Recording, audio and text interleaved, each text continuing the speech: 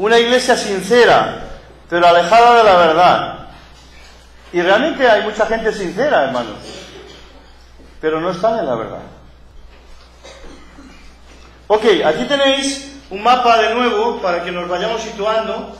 Hemos visto Éfeso, que está aquí, en la costa. Hemos visto Esmirna, que también está aquí, en este golfo de mar. Este es el mar Egeo. Esto es el mar Mediterráneo, realmente.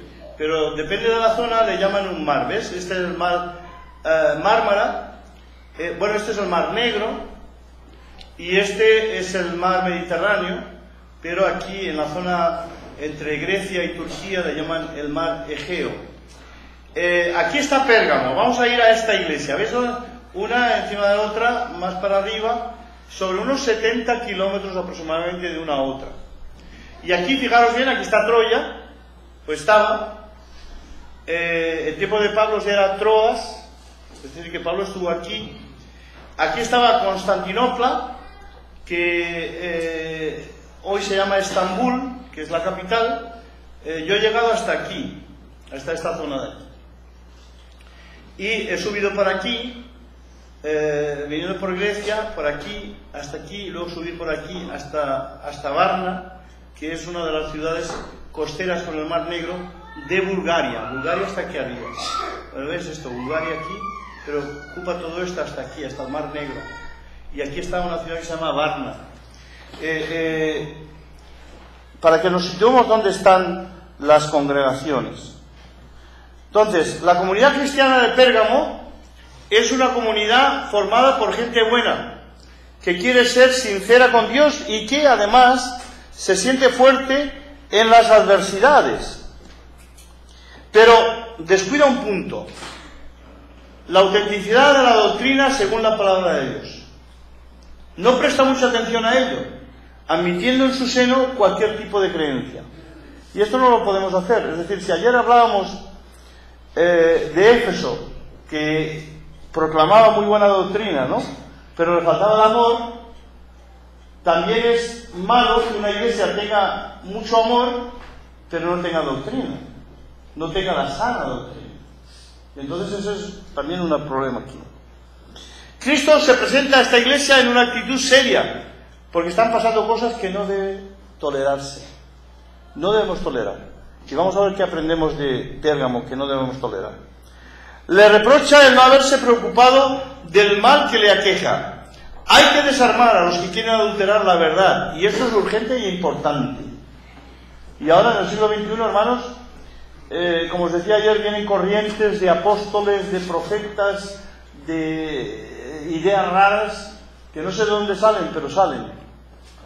Y ahí están. Y entonces, si no estás muy alerta, te pueden arrastrar. Por eso uno tiene que estar firme en el Señor y no tener... A veces es mejor, si no estamos fuertes, mejor no querer saber nada. Ahora, si estamos fuertes, si queréis aprender de otros, ya es otra cosa. Hay que afrontar el pecado desde el amor más sincero y genuino, pero no podemos vivir un evangelio mediocre donde lo único que encontramos en nuestra comunidad es amor, pero no hay doctrina. El amor se puede encontrar en muchos sitios, aunque vimos por medio de la carta de Éfeso que ese será el signo distintivo del cristiano.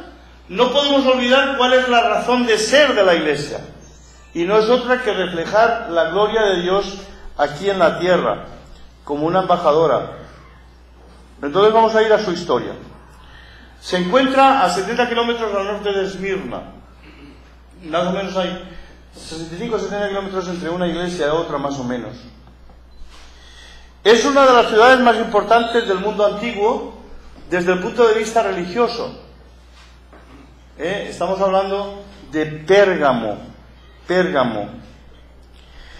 Espléndidos templos coronaban la ciudadela, que alcanzaba la altura de 300 metros, entre ellos entre los años 180 al 160 antes de Jesucristo.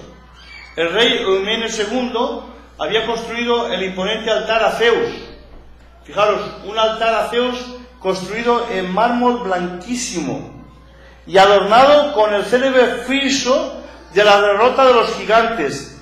Y fijaros, todo esto se lo llevaron los alemanes y lo tienen en el Museo de Berlín. Es decir, arrancaron piedra por piedra y lo montaron en el Museo de Berlín. Y para que veáis cómo es el tema este, arriba veis el altar de Pérgamo. Fijaros, todo esto es mármol. Mármol. Fijaros la gente, fijaros las dimensiones de este templo. Y fijaros ahora si nos acercamos aquí a las figuras, fijaros las figuras talladas en mármol y sin las herramientas que hoy tenemos, porque esto está todo hecho a mano, a martillo y cincel, pum, pum, pum, pum, ahí en el mármol. ¿Cuánto tiempo tardarían en hacer una figurita de esas? Me imagino que ni siquiera un año,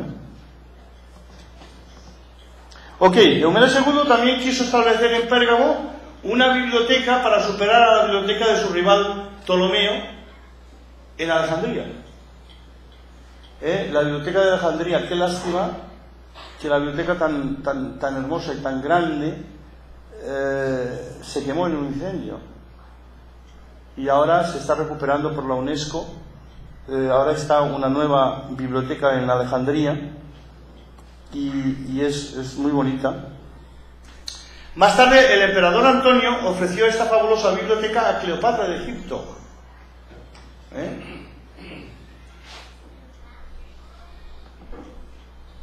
En el año 29 a.C., la asamblea de la provincia hizo erigir en la parte más alta de la ciudad un templo dedicado a Augusto y a Roma, inaugurando así el culto imperial en Asia Menor. Aquí es donde empieza el culto. Aquí podemos ver algunas ruinas, parte de la biblioteca antigua. Fue la capital de Asia hasta el año 130 después de Cristo. Y todas estas cosas, ¿por qué las sé yo? Bueno, porque las he leído aquí, veis. Este señor Ramsay es uno de los arqueólogos más importantes en la historia de la arqueología bíblica. Es inglés, ya murió. Y su historia, William Ramsay, su historia es muy interesante, porque este hombre era ateo y dijo: voy a recorrer todas las ciudades que menciona Lucas en Hechos y Pablo, y voy a demostrar que son unos falsos. Y el hombre empezó a visitar todas las ciudades y ríos y tal que menciona el libro de los Hechos, y al final del recorrido dijo: me voy a hacer cristiano, porque estos señores tenían razón. Y es el arqueólogo más famoso del siglo XX. Y entonces todo lo que ha escrito después es a favor del cristianismo, claro. Muy interesante. Luego también Plinio la nombra como la más distinguida ciudad de Asia. Pérgamo era, para Plinio el joven, la ciudad más distinguida del Asia Menor. Su importancia era tal que el Imperio Romano había establecido en esta ciudad las funciones del gobierno en Asia que tuvieron lugar en esta ciudad. Es decir, en Pérgamo estaba el gobierno romano de toda Asia. Asimismo, se considera la ciudad como el centro cultural de Asia. Su biblioteca con más de 200.000 volúmenes. ¿Sabéis lo que son 200.000 libros? Que solamente era superada por la de Alejandría, que tenía más de 1 millón. Y es lástima que se quemaron. Bueno, no se quemaron todos, pero se quemó mucho. Se dice también que fue donde se principió a escribir en pergamino. De ahí viene la palabra pergamino, de Pérgamo, tomando el nombre de la ciudad. Se dieron cita en Pérgamo la cultura y la religión, la justicia y la medicina.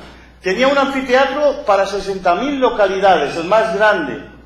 60.000 personas sentadas en un anfiteatro que, como vemos ahí ahora, vais a ver la foto de lo que queda. Esculpido en la misma roca de la montaña para sentar a 60.000 personas. y tenía muchos lugares de culto y de peregrinación. Pérgamo tenía que ser más que las demás ciudades, construyendo templos, columnatas, bibliotecas, y era universalmente conocida por la talla imponente y el número de sus santuarios. Todas estas ciudades de la antigüedad tenían un gran encanto por los edificios.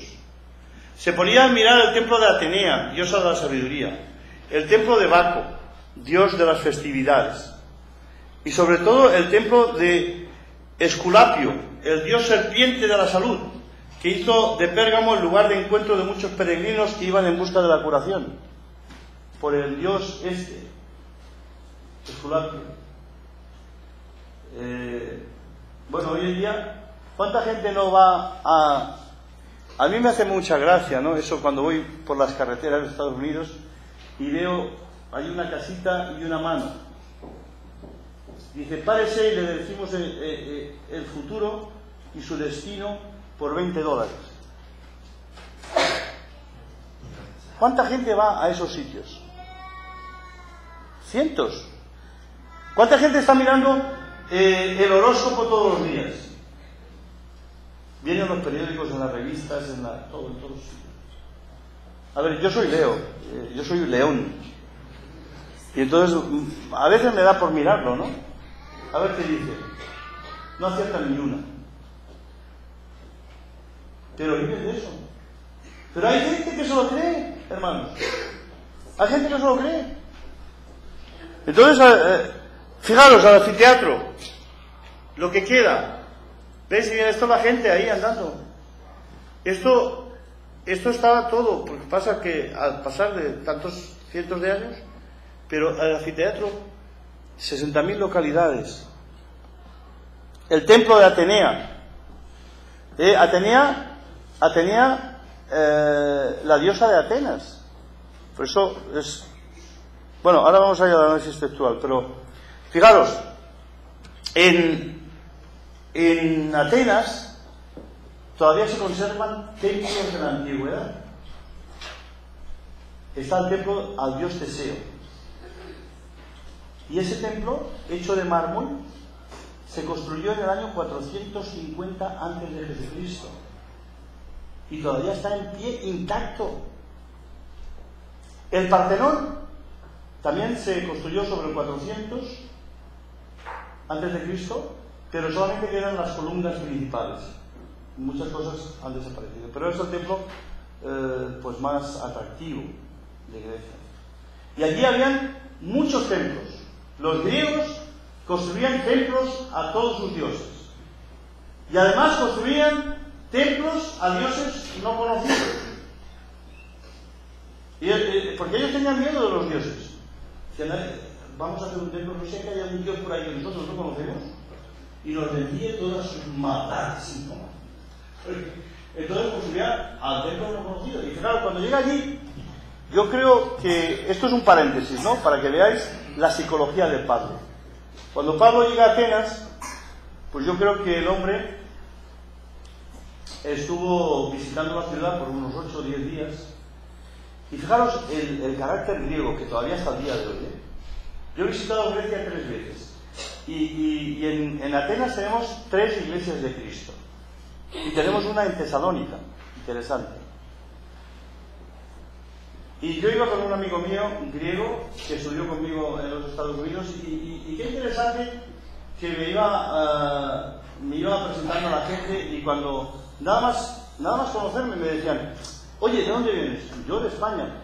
Cuéntame, oye, ¿cómo sois vosotros?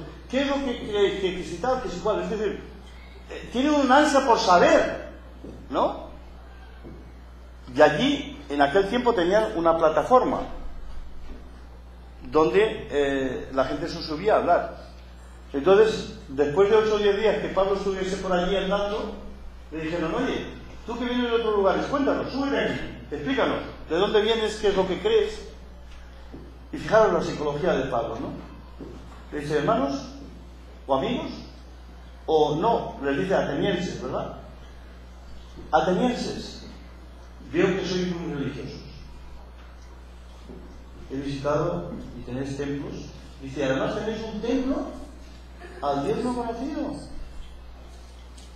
Pues bueno, ya que me dais la oportunidad de hablar, os voy a hablar de ese Dios que vosotros no conocéis. Y empieza su relato. ¿Es psicología esto, hermanos? ¿Qué forma de entrarles para hablarles de Dios? Pero claro, el griego no cree en la resurrección. Y cuando llega a ese punto dicen, oye, para, otro día ya te oímos de eso, pero por ahora no. Lo cierto es que en Atenas, en aquel tiempo no sabemos que hubiesen iglesias. De allí se fue a Corinto, y en Corinto sí se formó una iglesia. Y luego más al sur, Cencrea, de donde era Febe. Entonces allí sí que habían iglesias, en esa zona. Vamos al análisis del texto. Estamos en el capítulo 2, versículo 12, ¿no? De Apocalipsis. Escribe al ángel de la iglesia en Pérgamo. Fijaros, y ahora el título, ¿no?, del que escribe. El que tiene la espada aguda de 2 filos dice esto. Qué interesante. ¿Por qué tiene la espada aguda de 2 filos? La espada aguda de 2 filos. En esta carta encontramos la más sencilla descripción de Cristo de todas las cartas, porque en las otras ha hablado de que es el principio del fin, el que estuvo muerto, resucitó, pero aquí un solo elemento, la espada aguda de 2 filos, que era un símbolo de ¿qué? De la justicia romana. ¿Quién tenía la espada? El Imperio Romano. Ahora Jesús dice que Él es la espada aguda de 2 filos. ¿Y por qué de 2 filos? Porque la espada griega estaba afilada por una parte. Si no lo habéis visto, veréis que la espada griega se coge así como con el dedo, porque tiene un gancho, y hace así la curvatura, pero está afilada por arriba, y no por debajo. Entonces se coge y penetra así y sale, ¿no? Pero la espada romana está afilada por las 2 partes. Entonces, corta al entrar y corta al salir, por arriba y abajo. Pero dice que el Señor es la espada aguda de 2 filos. No es el Imperio Romano. ¿Quién tiene la autoridad? El Señor. El Señor controla todo. El Señor controla los gobiernos, el Señor controla la historia, hermanos. Nada ocurre sin que Él lo sepa. Jesús se presenta en esta actitud seria y exigente. La expresión espada aguda está tomada del 1:16 y aparece también en Isaías 49:2. ¿Os dais cuenta? Antiguo Testamento. En Hebreos 4:12 se nos dice que la palabra de Dios es viva y eficaz y más cortante que espada de 2 filos. Fijaros bien. Es decir, la palabra de Dios tiene esa fuerza. No el gobierno, no la sociedad, no la política. La palabra de Dios puede penetrar hasta lo más hondo del corazón. Si la persona abre su corazón, el Señor penetra hasta lo más hondo. Y puede entrar y cambiar los corazones. El Apocalipsis 19:15 nos dice que de la boca de Jesús sale una espada aguda para decir con ellos a los paganos. Tal vez Jesús lleve este título aquí, porque en Pérgamo es donde estaba el procónsul romano. No olvidemos eso. Todo tiene un significado, todo tiene algo. Y por lo tanto, el que dice que él tiene la espada y que es el símbolo de Roma, pues no, el que tiene la espada es el Señor. Yo conozco tus obras. ¿Y dónde moras? Donde está el trono de Satanás. Uy, la iglesia está en un lugar tremendo, ¿no? Porque está rodeada de una serie de templos paganos, pero retienes mi nombre y no has negado mi fe. Fijaros qué interesante es esto. Estás en una situación con una sociedad que está llena de pecado por todos los templos que habían allí. Sin embargo, se ha mantenido fiel. Aún en los días de Antipas, mi testigo fiel, fue muerto entre vosotros donde mora Satanás. Donde está el trono de Satanás. Esta frase nos sugiere la corrupción que imperaba en la ciudad. ¿Dónde están ellos? Están sentados en el trono de Satanás. Ahí está toda la maldad, pero la iglesia está en medio. La iglesia está para dar luz a la sociedad, hermanos. Lo que pasa es que muchas veces dejamos que la sociedad se meta en la iglesia. Pero la iglesia es para que se introduzca en la sociedad y cambie la sociedad. Estamos rodeados de pecado. Pero tenemos que... Sus habitantes seguían siguiendo sus deseos paganos, se dedicaron a la lujuria, a toda clase de vicios, así como a la idolatría. Se dice que era la ciudad con más ídolos de Asia, imaginaos. Muchos comentaristas ven aquí una alusión al templo de Augusto, porque una de las causas principales de las persecuciones desatadas contra los cristianos en Asia Menor habría sido precisamente su resistencia a aceptar el culto al emperador. Pero esto fue en el año 64. No has negado mi fe. Los cristianos de Pérgamo nunca se echaron atrás, ni siquiera en los momentos extremadamente difíciles, que es ahí donde el Señor va a comprobar nuestra fe. Los que disfrutamos del cristianismo en países democráticos, donde se nos concede todo tipo de libertades, para el testimonio cristiano no podemos entender lo que ocurre en Pérgamo. Como no podemos entender lo que ocurre con nuestros hermanos en países donde no gozan de tanta libertad. Tenemos iglesias en China, pero es muy difícil predicar en China. Tenemos iglesias en Rusia, pero es muy difícil predicar en Rusia. En países que no creen en Dios. En países... Es difícil predicar en Cuba. ¿Por qué? Porque en todos esos países a los niños desde pequeñitos les están enseñando en la escuela, día sí y día también, que no existe Dios. Hermanos, es la doctrina marxista, es la doctrina del no Dios, es la doctrina evolucionista, es la doctrina de que tiene esa unión filosófica entre Darwin y Marx, y han crecido con esa ideología. No existe Dios. Pues realmente es un milagro de parte de Dios de que hayan creyentes en esos lugares. Y mañana vamos a hablar por la mañana, y os invito a que vengáis, sobre todo los jóvenes, de lo que os están introduciendo en las escuelas de la creación y de la evolución, y que os machacan ahí con una serie de cosas que no son reales, pero bueno, lo creen. Entonces mañana vamos a hablar de eso, luego lo anunciamos. La iglesia vive en un lugar peligroso y el Señor sabe cuán difícil es ser auténtico en tales circunstancias. Entonces, ser auténtico también hoy es difícil. No fue tarea fácil ser cristiano en semejante ambiente, y así todo Cristo los anima a seguir adelante. Pero retienes mi nombre.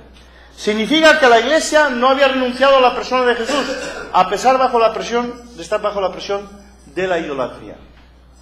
Se mantienen fieles al Señor. Y qué importante es eso, que cuando vienen pruebas a nuestra vida, sepamos decir, porque cuando vienen esas pruebas, es como las pruebas cuando le vinieron a Job, ¿verdad? Hasta su mujer le dijo, maldice a Dios ya y muérete. Con todo lo que te está pasando y todavía sigues fiel.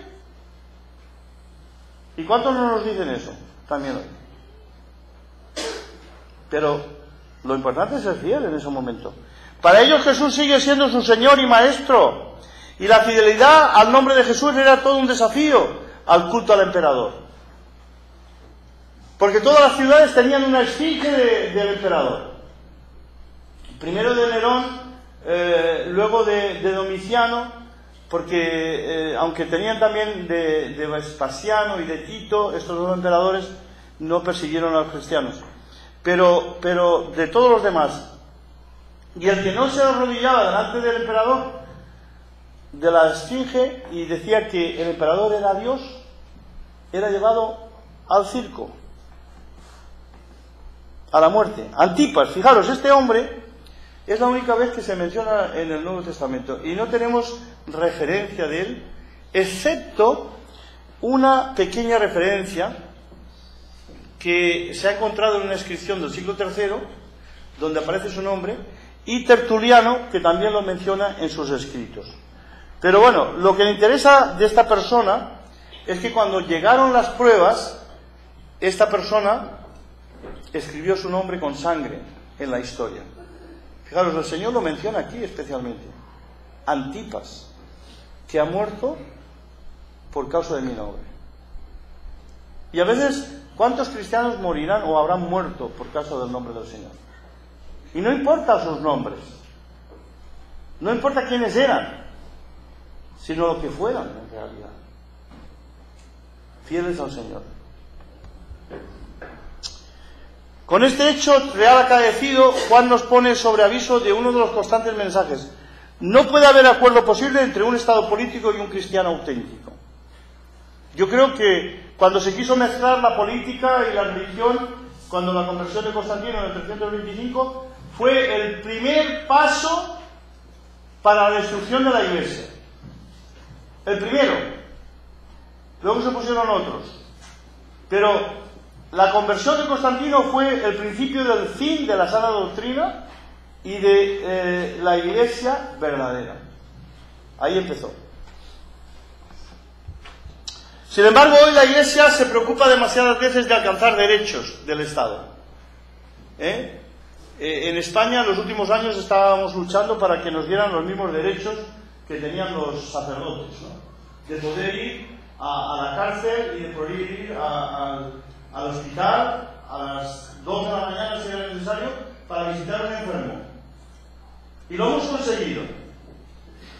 Pero a veces nosotros queremos pedir más al gobierno. Ahora, fijaros bien, ahora tenemos una situación en España que las iglesias, entre comillas, cristianas, evangélicas, excepto la Iglesia de Cristo, todas están pidiendo dinero al Estado.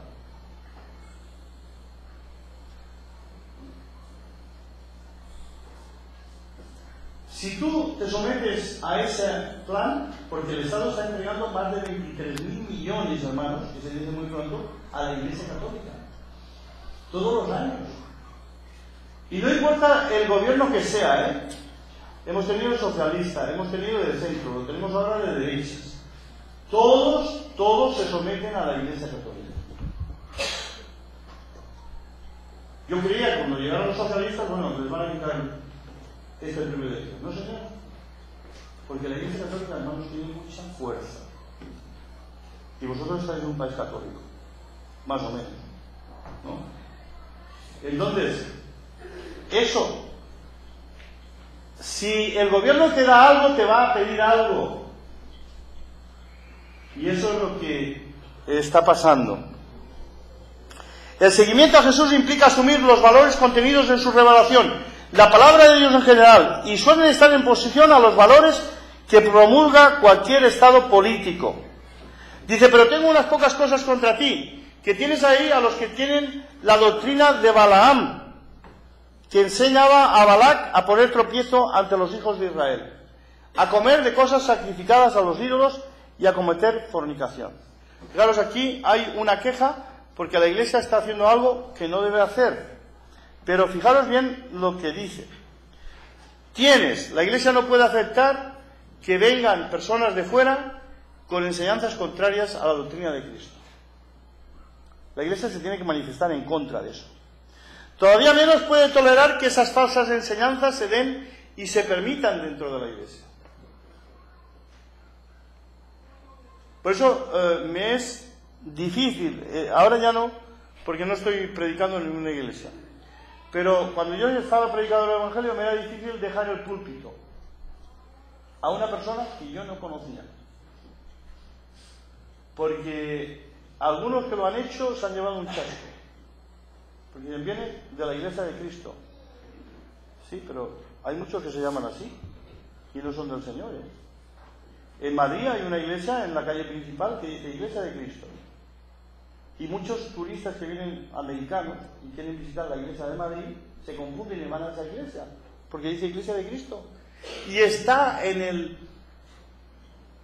el listín telefónico como Iglesia de Cristo, pero no es una Iglesia de Cristo. Entonces hay que tener cuidado. Poner tropiezo, promover la idolatría y cometer fornicación. Precisamente la palabra, la raíz de esa palabra, pornía, viene pornografía. Era el hábito de algunos creyentes en Pérgamo. Estamos hablando de algunos creyentes. La Iglesia no debía tolerar tales demanes. Y ahí, bueno, hay enseñanza en varios sitios, pero Retienen. Cuando hoy toleramos cualquier error en la Iglesia, cuando aceptamos a personas que ponen tropiezo a los hermanos, o cuando aplaudimos el pecado de algunos, el Señor está en contra de la Iglesia.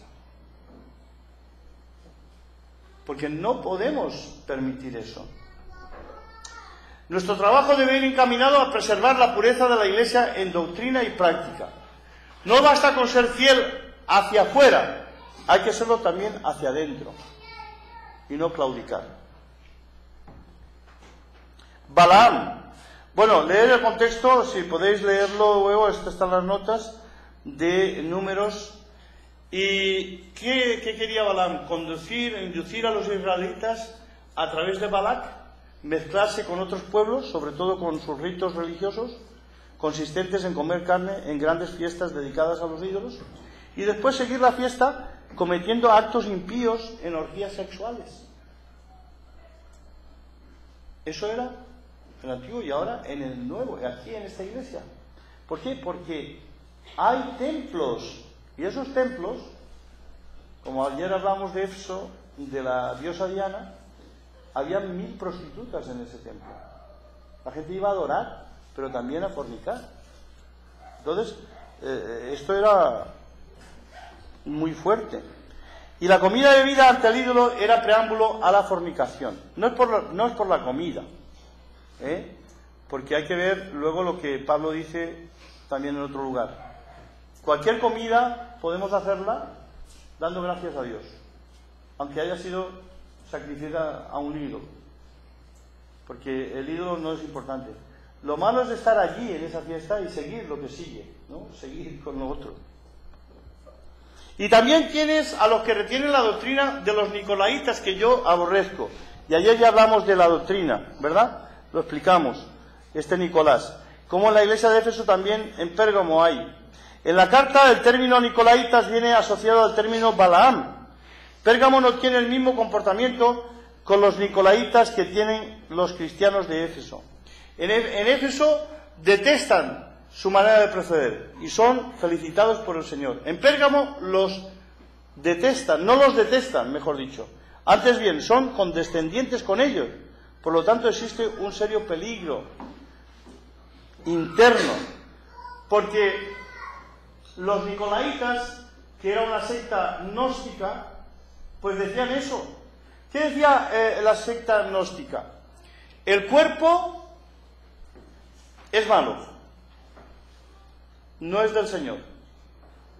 El espíritu es bueno, es del Señor.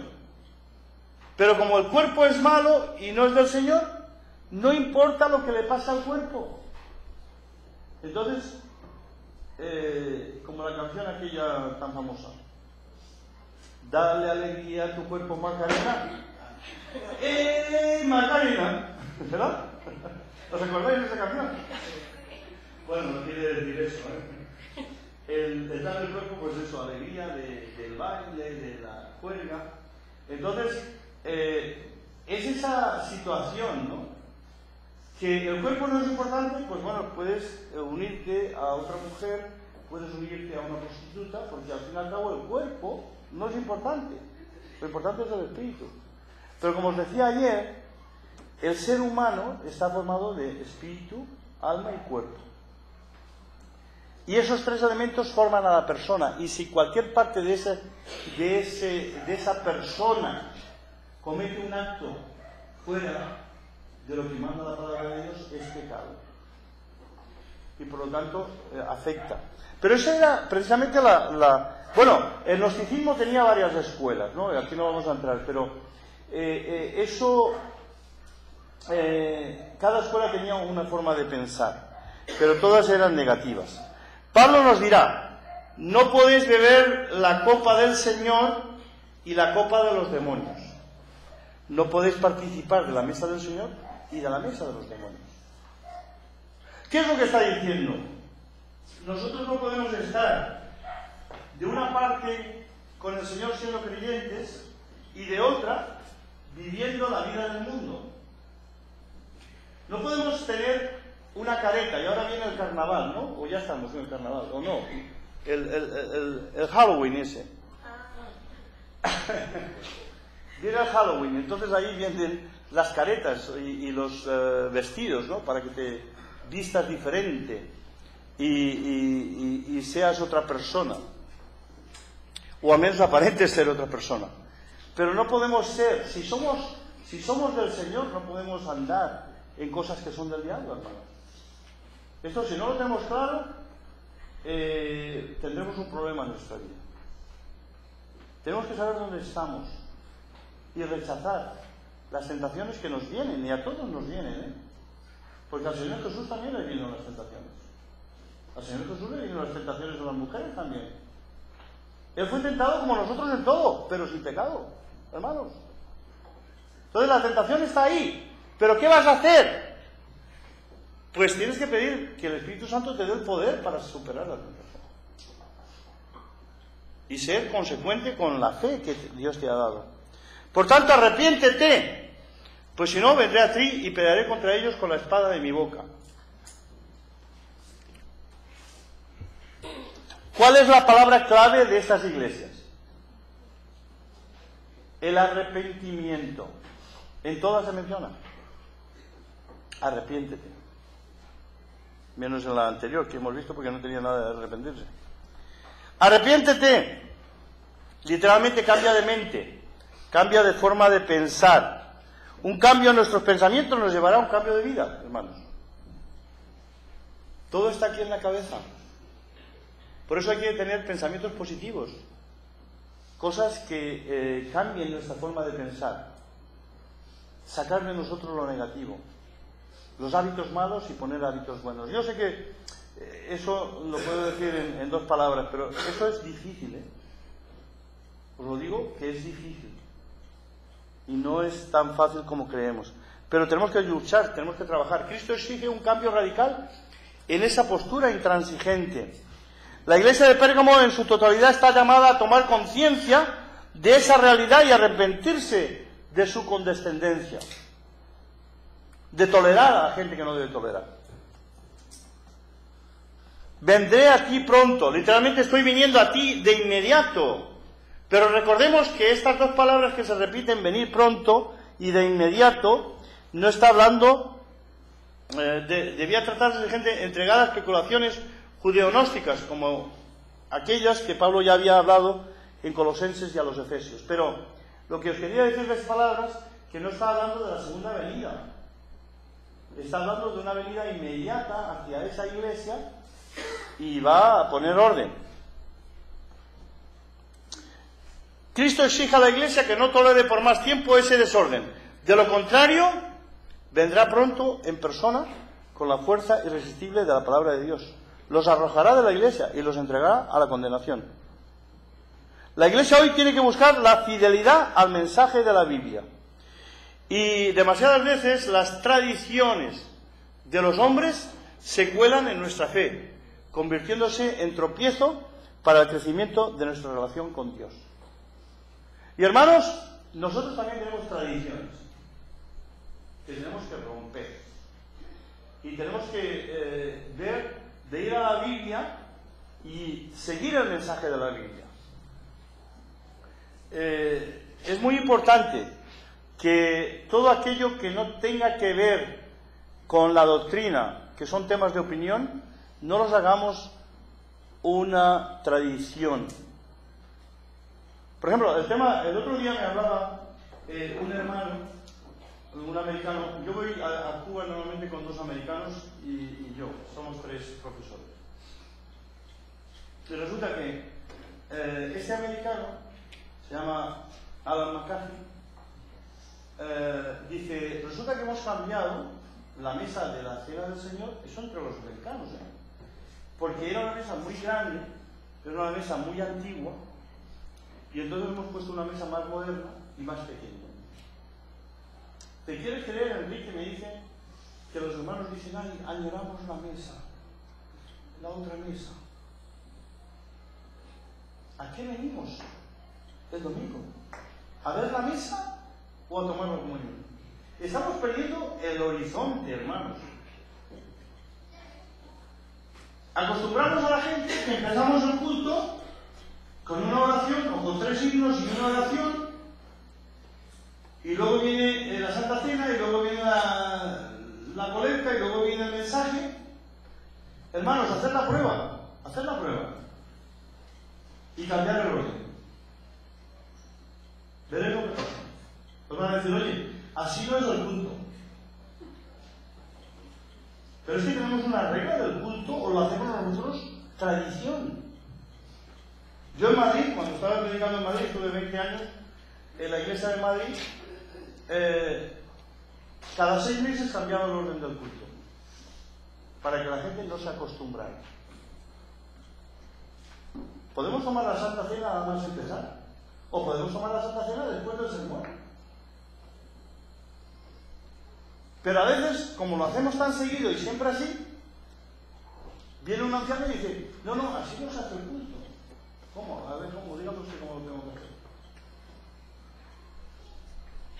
Estamos confundiendo, hermanos, las cosas. Y a veces las tradiciones se nos fueran también a nosotros. Somos tradicionalistas, ¿no? 3 himnos, oración, Santa Cena, 2 himnos, 1 himno. ¿Entiendes? Entonces eso tenemos que quitarlo de la mente. Las tradiciones, si son buenas, hay que seguirlas, pero no todo. El que tiene oído, oiga lo que el Espíritu dice a las iglesias. Al que venciere daré de comer del maná escondido. Aquí vamos a 2 puntos muy interesantes. Y le daré una piedrecita blanca, y en la piedrecita escrito un nombre nuevo, el cual ninguno conoce sino aquel que lo recibe. 2 elementos aquí. Daré de comer del maná escondido y la piedrecita blanca. Bueno, en mis notas, al que venciere. Claro, este es al que venciere. La recompensa siempre está para el vencedor, para que es fiel hasta el final, ¿verdad? Cuando tenemos una pelea ahí de boxeo o un partido de fútbol, una final de la Copa del Mundo, siempre se acuerda uno del ganador, pero del perdedor nadie se acuerda. ¿Quién ganó el último campeonato del mundo? Ay, España, hombre. Mira, no me acordaba yo. Pero el Tri tiene un buen equipo, os digo. Va a dar la pelea en Brasil. Imaginaos una final México-España. Oh, sería grandísimo. Me daría igual el resultado, lo digo, me daría igual. Pero un México-España sería para decirle al mundo para que veáis. Bueno, aquí el vencedor es aquel que ha puesto el esfuerzo, que se ha preparado, que ha estado lo máximo para salir campeón. En la carrera espiritual el Señor exige lo máximo a los creyentes. No podemos ir poquito a poquito, vamos a lo máximo. Le daré a comer del maná escondido. Fijaros qué interesante esa proposición. Vamos a ver. ¿Cuál era el maná escondido? ¿Cuál es el maná escondido? ¿Qué es lo que había en el arca de la alianza? ¿Qué es lo que había dentro del arca? El arca estaba en el lugar santísimo. ¿Sabéis? El templo estaba dividido en 2 partes, ¿no? Ahí estaba el lugar santo, donde estaban los sacerdotes, y aquí estaba una cortina, supongamos donde está esta columna, ¿no? Esa columna, había aquí una cortina bastante espesa, y estaba partida por la mitad, y aquí, nada más entrar, estaba el arca de la alianza. Este era el lugar santísimo. Aquí solamente el sumo sacerdote entraba una vez al año para hablar con Dios. Y en el arca de la alianza, que era de oro, era de madera recubierta de oro. Recubierta de oro. Todo de oro, la tapa de oro, que había 2 querubines, dos figuras como de ángeles de oro. Y eso se levantaba la tapa, y dentro, ¿qué es lo que había dentro del arca? La vara de Aarón, una urna con maná, ¿y qué más? Y las tablas de la ley, las segundas, porque las primeras las rompió Moisés, las segundas tablas que Dios le hizo. Bueno, pues las tablas de la ley estaban ahí dentro, estaba la vara de Aarón y estaba una urna con el maná escondido. El maná. Ahora nos dice aquí que al que vence le va a dar del maná escondido. ¿Qué representaba el maná? El maná era el cuidado de Dios para su pueblo durante su travesía del desierto. Pues Dios nos va a dar el alimento que necesitamos. Ese maná escondido. ¿Pero dónde? En la presencia de Dios, en el lugar santísimo, en el cielo, para toda la eternidad.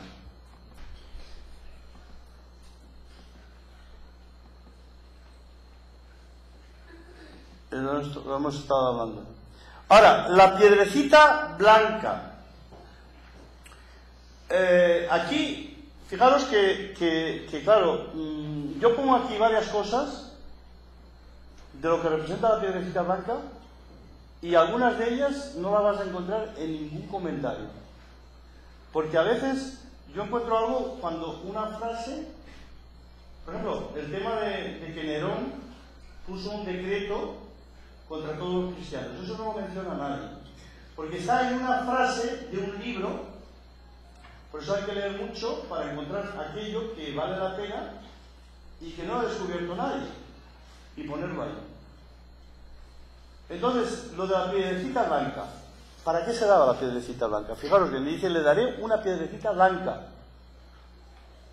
Primero, las piedras blancas se daban por distintos conceptos. El primero, al esclavo en señal de libertad. Es decir, que tú estabas de esclavo en un de estos romanos, con un procónsul romano, y el hombre decía, bueno, voy a tener la gracia después de haberme servido 10 años y te voy a dar una piedrecita blanca. Y con esa piedrecita blanca que llevaba el sello romano, esa persona era libre. Ahora, en segundo lugar, al conquistador de nuevas tierras en señal de heroísmo. Cuando volvía uno de fuera, aparte de darle el báculo ese romano que le daban por haber ganado una batalla, le daban una piedrecita blanca con el sello del emperador, como heroico. En tercer lugar, al vencedor de los juegos en señal de victoria. ¿Qué les dan ahora? Una medalla. Antes les daban una corona de laurel y una piedrecita blanca, como señal de ser un ganador. Y por último, lo que nos dice Suetonio, el historiador romano, a los pobres por el emperador para asegurarles la comida diaria. Era una especie de cartilla. Con esa piedrecita blanca del emperador iban al supermercado y compraban los pobres. Entonces todo eso representa la piedrecita blanca. Ahora, cuando dice aquí que el que venza le va a dar la piedrecita blanca, hermanos, tendrá que ver que si nosotros somos fieles, el Señor nos da la libertad. El Señor nos dice que somos unos héroes. El Señor nos dice que hemos conseguido la victoria. Y el Señor nos alimenta, porque somos de Él. Todos estos títulos son aplicables al cristiano. Cuando el Señor coloque su piedrecita en nuestras manos, será porque hemos sido liberados, victoriosos, heroicos, y estaremos seguros en su presencia. Por eso la piedrecita blanca. Pero la aplicación de la piedrecita va más allá. La palabra griega aparece en Hechos 26:10, y allí se traduce por voto. Pablo, como otros, dieron su voto, su visto bueno, para matar a los creyentes. Y esa palabra griega aparece ahí. Ahora el Señor restaura la injusticia. Los vencedores reciben la piedra como una inscripción, un nombre nuevo. Jesús. El que ha recibido el voto del Señor sabe que es de Él. Por eso, la piedrecita blanca nos da un nombre nuevo. Y nosotros sabemos que somos de Él. Escrito un nombre nuevo. El nombre nuevo es símbolo del carácter personal, significa la naturaleza misma de algo. Seremos personas nuevas con un carácter a la medida de Dios, y el cambio será indescriptible y digno del reino de los cielos. Ninguno conoce La transformación será única e individual. Solo la conocerá la persona que la disfruta. Por eso se habla de niveles, ¿no? Algo maravilloso nos espera más allá de las nubes, hermanos. Por eso tenemos que ser fieles al Señor. Agustín decía, si conozco a Cristo, poco importa que desconozca lo demás. Si desconozco a Cristo, poco vale que conozca a los demás. Cristo es el centro. Si yo conozco al Señor, poco importa que no sepa nada más. Sé del Señor y sé dónde estoy. En resumen, el Señor no tolera a los que ponen obstáculos en la Iglesia y alteran su doctrina. En segundo lugar, la Iglesia es responsable de lo que ocurra en su seno. Somos responsables, cada uno de nosotros, por consentir cosas. Cristo purga a la Iglesia y corta lo que no le pertenece. El Señor exige siempre fidelidad, pero más cuando las cosas están mal. No hay que renegar de la fe nunca, en ninguna circunstancia. Y hay que salir vencedor siempre. Eso es lo que se le exige a la Iglesia de Pérgamo y también a la Iglesia del siglo XXI. Es absolutamente imprescindible vivir en comunión interna, como lo enseñó el Señor. Y solo el vencedor recibe la piedrecita blanca. Solo el vencedor recibía la corona de laurel. Ok, ahora no, ahora ya han cambiado las cosas y les dan una medalla de oro, una medalla de plata y una de bronce. Pero el principio de los Juegos Olímpicos, el que vencía era el que único que recibía la corona de laurel y la piedrecita blanca. Ok. Preguntas, hermanos, ahora. Es el momento de las preguntas. Si no hemos entendido algo.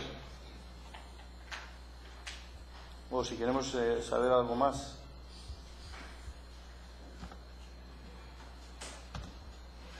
Ah, bueno, no, esto lo paramos.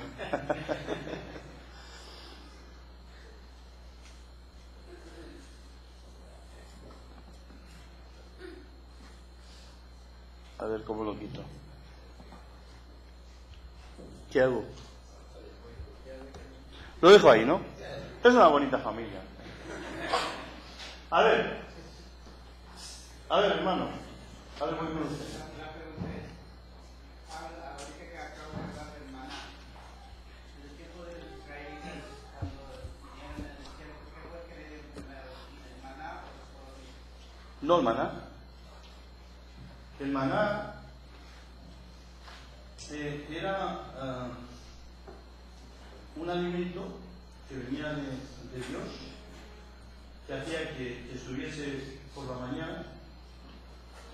Algunos dicen, algunos arqueólogos, que estaba en esas ramas del desierto, puesto sobre la rama, porque claro, si estaba en el suelo era difícil, se cogía como si cogieran algodón. Entonces se tomaba el maná que era muy rico en proteínas y en vitaminas, y tenían para todo el día. Dios les alimentaba, se comían eso y eso les daba la energía para todo el día. Y algunos no se fiaban de Dios y dicen, bueno, ¿y si mañana no lo tenemos esto? Vamos a esconder un poco de esto, no sé si mañana no lo comamos. ¿Y qué pasaba? Que eso duraba un día, al día siguiente estaba malo. ¿Por qué? Porque Dios quiere que nosotros confiemos diariamente. Que hagamos planes hoy. Mañana será otro día. Hoy. Entonces, como ya eso, claro, imaginaos, yo creo que si los israelitas en vez de israelitas fueran mexicanos, hubieran protestado antes. Porque comer esa cosa liviana, ¿no? Todos los días, como que no se llenaba, ¿no? Querías carne. Y ellos se quejan, dicen, oye, pero si en Egipto, y es verdad, en Egipto nos ponían unos pucheros allí con carne buenísima. Estábamos esclavos, sí, pero comíamos bien, ¿no? Decían ellos. Entonces el Señor dice, bueno, os voy a enviar codornices. Pero aún así no estaban contentos tampoco. Todo fue una queja desde el principio hasta el final. Si le están viendo el poder de Dios, que los hace cruzar por el Mar Rojo en seco, hermano. Que eso es, efectivamente, a mí me impresiona tanto el que Dios abriese el mar. Pero es que cruzar en seco, hermano, cuando tú retiras un agua de donde está, en el fondo hay barro, y ellos cruzan en seco, eso es impresionante. Están viendo todo eso y se están quejando a cada momento. Entonces, por eso, ¿qué pasó? Que esa generación no entró en la tierra prometida. Porque cuando llegan, fueron pocos meses que llegaron ya a la tierra prometida, hermanos. En pocos meses. Aunque iba cantidad de gente, algunos dicen que hasta 500.000 de personas, no lo sé. Pero sí que iban bastante gente. Y ya estaban a las puertas de entrar a la tierra prometida. Es cuando envían a los espías. Y viene Josué y Caleb, ¿verdad? Josué y Caleb. Y llegan eran príncipes entonces, esa gente, eran príncipes de Israel. Y los 10 dicen, no, allí, aquellos no se puede conquistar. La gente son gigantes. Bueno, a nuestro lado, seguramente nosotros les parecemos como langostas, y nos van a pisar como chapulines, que decís vosotros, ¿no? Esos son las langostas que se las comían. Entonces, no, allí, bueno, gigantes, las ciudades están amuralladas, no podemos entrar. Y solamente 2, Josué y Caleb decían, pero vamos a ver, si Dios está con nosotros, nos va a guiar y nos va a llevar dentro. Pero el pueblo creyó más a los 10 que a los 2. Y por eso toda esa generación murió en el desierto. 40 años estuvieron ahí, dando vueltas. Y luego conquistan no por la parte sur que entraron, que iban a entrar, sino por la parte este, que cruzaron el río Jordán. Entonces, es eso, ¿no? El Señor estaba con ellos, pero y veía la mano de Dios. Dios los guiaba de día por medio de la nube, ¿verdad? Y Dios los guiaba de noche por medio del fuego, de la llama. Y lo estaban viendo eso todos los días y no creían. Por eso Dios los tuvo que castigar. Eso es muy importante, el ser consecuente. Ok, ¿alguna preguntilla más? Sí, hermano.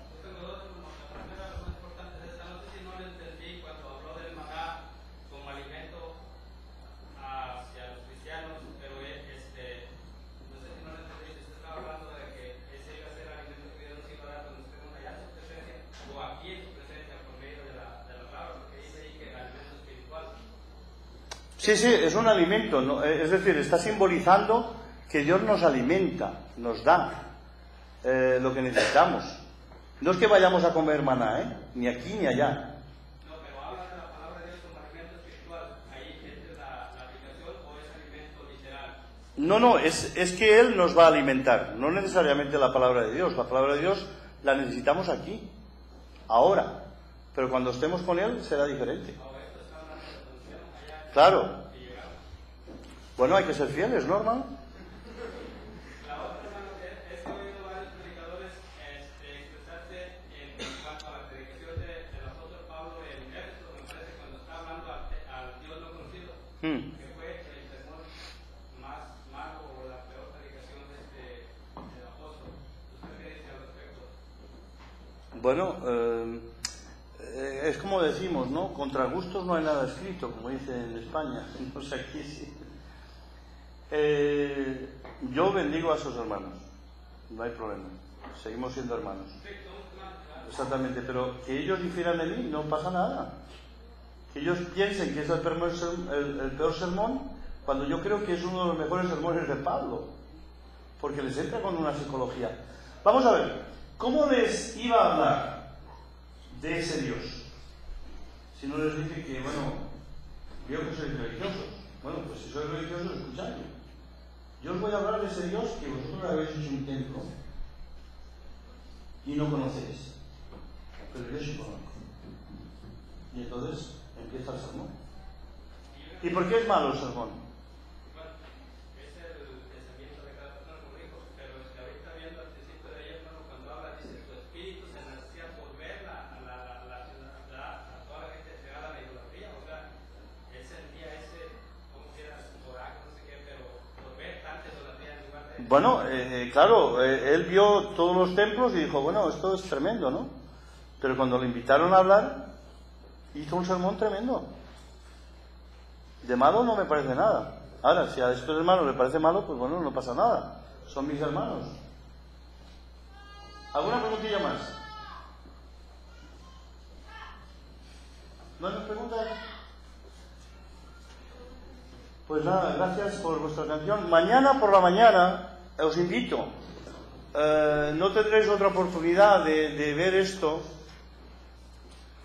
en el sentido de que vamos a hablar de dos temas que son muy importantes para los jóvenes, pero para todo el mundo, ¿no? El Génesis, historia o mitología. Hay mucha gente, y os vais a sorprender mañana con lo que diga, que no cree que el Génesis, o al menos los 11 primeros capítulos del Génesis, son historia, sino que es una mitología, una forma de hablar. Entonces mañana eso lo vamos a ver en la primera conferencia para los jóvenes. Y luego tendremos preguntas también. Y la segunda es el origen del hombre. ¿Creación o evolución? Esta tarde me estaba revisando las conferencias de mañana, los tengo ya preparados hace días, pero las estaba revisando y le he dicho a Mari, la mamá de... No, la hija de Carlos. ¿Cómo se llama? Leslie. O a Mari, no, a tu mujer le he dicho, tráeme el libro de ciencia que está estudiando Leslie. Y me lo ha traído. Entonces he mirado ahí en el libro qué es lo que le están enseñando en la escuela. ¿Y qué es lo que le están enseñando? La evolución. Y ahí tienes las figuritas de los Pithecanthropus, de el hombre de Java, el hombre de Neandertal, el oriental y cual. Bueno, mañana vamos a ver todo eso. Porque y luego vamos a ver también el tema de los fechados. Es decir, porque nos dicen, pues eso, como decíamos el año pasado, ¿no?, que los dinosaurios desaparecen 65 millones de años antes de que aparezca el hombre. Nos dicen que el hombre tiene como 3 millones de años. Bueno, están hablando de los homínidos, de los primeros monitos, ¿no?, que se van cambiando y tal y cual. Bueno, todo eso lo vamos a ver mañana, que es muy interesante. Para que nosotros tengamos, todos estos temas son para que tengamos firmeza en la fe, firmeza en lo que dice la palabra, y ver que la palabra de Dios es real. Y no hay contradicción con la ciencia. Sí que hay un pequeño contradicción con la pseudociencia, pero no con la ciencia auténtica. Hay muchos científicos que creen en Dios y que defienden el Génesis. Pero hay muchos creyentes que creen en Dios y son cristianos y dicen que también creen en la evolución. Entonces, para ellos también es el mensaje de mañana. Y vamos a ver una serie de cosas interesantes que también dejaremos tiempo para preguntas. Y por la tarde, a las 6, ¿verdad?, seguiremos con las dos siguientes iglesias del Apocalipsis. Y terminamos el domingo con las últimas, con Filadelfia y la Odisea, que será aquí también, pero el domingo será a las 2 de la tarde. De 2 a 4 tendremos aquí esas dos conferencias.